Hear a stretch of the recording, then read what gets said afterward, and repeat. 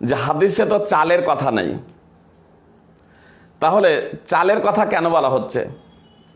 হাদিসে চালের কথা নেই, চালের কথা কেন বলা হচ্ছে? আরে হাদিস পড়ুন, হাদিস যদি বুঝতে যদি না পারেন তাহলে মুহাদ্দিসিন কেরাম কিভাবে বুঝেছেন সেটা অন্তত গ্রহণ করুন। মুহাদ্দিসিন কেরাম কি বুঝেছেন? ইমাম বুখারী রাহিমাহুল্লাহ একটি অনুচ্ছেদ রচনা করেছেন, বাব সাদাকাতিল ফিতরে সাউম মিন তুআম। অনুচ্ছেদ সাদাকাতুল ফিতরের, এক সা খাদ্যশস্য। তারপর হাদিস বর্ণনা করেছেন 1500 আবু সাইদ খুদরি রাদিয়াল্লাহু তাআলা আনহু সূত্রে বর্ণিত হাদিস, 1506 নম্বর হাদিস দ্রষ্টব্য। এক সা খাদ্যশস্য সাহাবাই কেরাম দিতেন। চাল কি খাদ্যশস্য নয়? কেউ যদি বলে যে চাল খাদ্যশস্য নয়, তাহলে অবশ্যই শুধু ওর ভিত্তিতে শুধু নয়, যদি এটা প্রমাণ যদি হয় যে চাল খাদ্যশস্য নয়, তাহলে সেটা দেওয়া যাবে না। কিন্তু সকলের ঐক্যমতেই চাল হলো খাদ্যশস্য। রাসূলুল্লাহ সাল্লাল্লাহু আলাইহি সাল্লামের রাসূলুল্লাহ সাল্লাল্লাহু আলাইহি সাল্লাম থেকে স্পষ্ট বর্ণনাও রয়েছে। রাসূলুল্লাহ সাল্লাল্লাহু আলাইহি সাল্লাম বলছেন, আদ্দু সাআম মিন তুআম ইয়ানি ফিল ফিতর। ইমাম বাইহাকির আস-সুনানুল কুবরা হাদিস নম্বর 7705। আল্লামা নাসিরুদ্দিন আলবানী হাদিসটিকে সহিহুল জামিতে সহিহ বলে উল্লেখ করেছেন। সহিহুল জামি হাদিস নম্বর 242। রাসূলুল্লাহ সাল্লাল্লাহু আলাইহি সাল্লাম যাকাতুল ফিতরে এক সা খাদ্যশস্য আদায় করতে বলেছেন। তাহলে স্পষ্ট হয়ে গেল যে যা খাদ্যশস্য তা এক সা আদায় করা ওয়াজিব। রাসূলুল্লাহ সাল্লাল্লাহু আলাইহি সাল্লাম নির্দেশ দিচ্ছেন এক সা খাদ্যশস্য।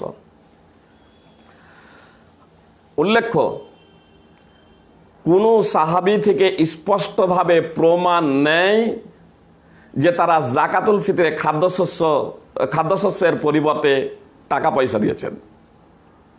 কোন সাহাবী থেকে প্রমাণ নেই। আচ্ছা, রাসূলুল্লাহ সাল্লাল্লাহু আলাইহি ওয়াসাল্লাম থেকে এরকম কোনো হাদিস আছে কি জয়ীব বা জাল হাদিস টাকা দিয়ে ফিতর দেওয়ার ব্যাপারে? রাসূলুল্লাহ সাল্লাল্লাহু আলাইহি ওয়াসাল্লাম থেকে যাকাতুল ফিতরে টাকা দিয়ে ফিতরা দেওয়ার ব্যাপারে সহিহ তো নেই, জয়ীব জাল হাদিসও নেই। রাসূলুল্লাহ সাল্লাল্লাহু আলাইহি ওয়াসাল্লাম তো রাসূলুল্লাহ সাল্লাল্লাহু আলাইহি ওয়াসাল্লাম তার থেকে তো নেই কোন সাহাবা থেকেও যাকাতুল ফিতরের ব্যাপারে, কথাটা খুব ভালোভাবে শুনবেন, যাকাতুল ফিতরের ব্যাপারে অর্থাৎ ফিতরার ব্যাপারে সহিহ তো দূরের কথা, জয়ীব জাল বর্ণনাও নেই যে কোন সাহাবী ফিতরাতে টাকা পয়সা দিয়েছেন। স্পষ্ট কোনো ইয়ে নেই। তাহলে একটা যে হাদিস আছে বুখারীতে যে মুআজ রাদিয়াল্লাহু আনহু থেকে যেটা আছে, অনেকে দলিল দেয় যে তিনি আদায় করতে বলেছেন বা করতেন ইয়ামানবাসীর কাছে, এটা এবারে কি বলবো? ওটা যাকাতুল ফিতরের ব্যাপারে নয়, ফিতরার ব্যাপারে নয়, যাকাতের ব্যাপারে। আচ্ছা, ওটা যাকাতুল ফিতরের ব্যাপারে নয়, ফিতরার ব্যাপারে নয়, ওটা হচ্ছে যাকাতের ব্যাপারে। অনুরূপভাবে উমর রাদিয়াল্লাহু তাআলা আনহু থেকেও বর্ণনা আছে, সেটাও যাকাতের ব্যাপারে, যাকাতুল ফিতরের ব্যাপারে নয়। অবশ্য উমর রাদিয়াল্লাহু তাআলা আনহু থেকে যেটা বর্ণনা আছে যাকাতুল ফিতরের ব্যাপারে, এই যাকাতের ব্যাপারে, অর্থ টাকা পয়সা নেওয়ার ব্যাপারে, তো সেটাও হচ্ছে জয়ীব। তার দুটো কারণ, একটা হচ্ছে অত্র হাদিসের বর্ণনাকারী লাইস বিন আলী আবি সুলাইম জয়ীব রাবি, আর তিনি মুদাল্লিস আন দিয়ে বর্ণনা করেছেন। দ্বিতীয়ত আতা উমর রাদিয়াল্লাহু তাআলা আনহুকে পাননি, সনদে ইনকাতা বিচ্ছিন্নতা রয়েছে। দ্বিতীয়ত ইমাম বুখারী রাহমাতুল্লাহ আলাইহি সনদ সহ সেটা বর্ণনা করেননি।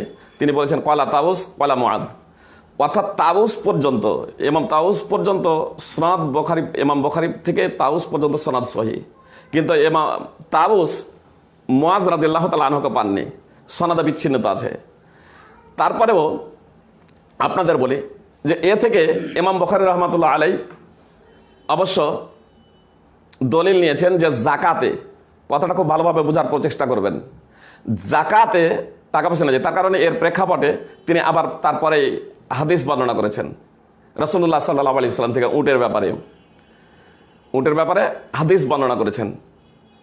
1448 নম্বর হাদিস, যে কারো উটের যাকাতে যদি বিনতে মাখাজ যদি ফরজ যদি হয়ে যায়, আর যদি বিনতে মাখাজ যদি না থাকে, তাহলে বিনতে লাবুন থাকলে বিনতে লাবুন নেবে, আর যাকাত দাতাকে 2টো ছাগল বা 20 দিরহাম দিয়ে দিবে। তো এটা হচ্ছে যাকাতের বিষয়ে।